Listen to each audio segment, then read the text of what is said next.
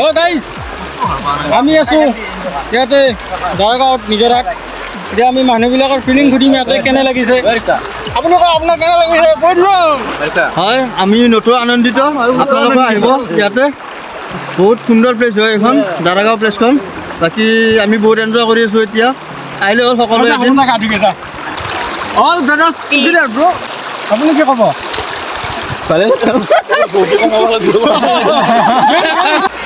মোক অপমান কৰিছে গাইজ। ঠাণ্ডা গাইজ, কিন্তু ইয়াৰ কেমেৰামেন ময়ে।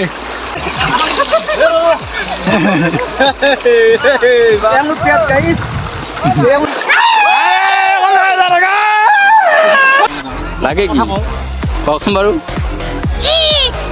এই প্ৰশান্ত মানুহজন যদি পানীত পৰি যায়।